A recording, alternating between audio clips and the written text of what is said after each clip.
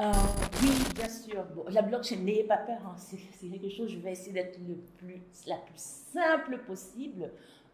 Et avant même que je commence à définir la blockchain, si à la fin de ma description, vous avez toujours l'impression que c'est obscur pour vous et que ça vous empêche d'avancer peut-être dans vos envies d'investir dans la crypto-monnaie, arrêtez tout de suite parce que vous conduisez des voitures tout le temps, mais je suis sûre que personne d'entre vous ne pourrait m'expliquer ce que c'est qu'un moteur à explosion et les différences entre les types de moteurs. Personne ne peut m'expliquer quelle est la technologie sous-jacente à Internet alors que vous tous utilisez tous les jours les emails, les WhatsApp, les Facebook.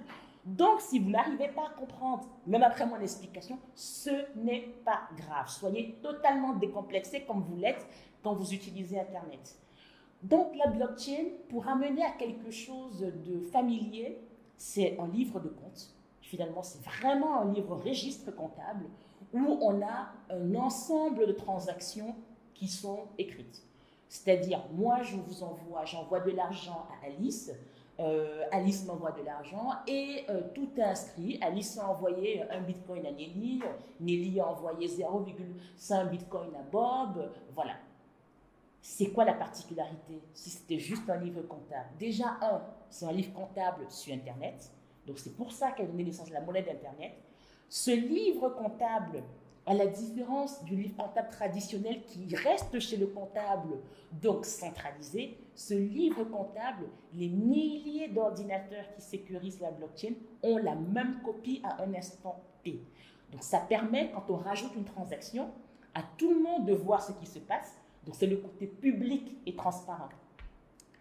Ensuite, ce livre comptable, on ne peut qu'ajouter des transactions. On ne peut jamais retirer. C'est-à-dire, ce n'est pas comme aujourd'hui dans la comptabilité où on dit souvent qu'en Afrique, les gens gèrent 3-4 comptabilités en parallèle. Une comptabilité pour le gouvernement, une comptabilité pour le chef, une comptabilité pour les investisseurs. Ici, ce n'est plus possible. Il y a une seule comptabilité, un seul livre de compte qui est partagé par tout le monde, qui est visible et qui est... C'est à beau être public et transparent, c'est sécurisé par des codes cryptographiques. Donc, il y a une sécurité vraiment maximale pour protéger cet ensemble de transactions-là.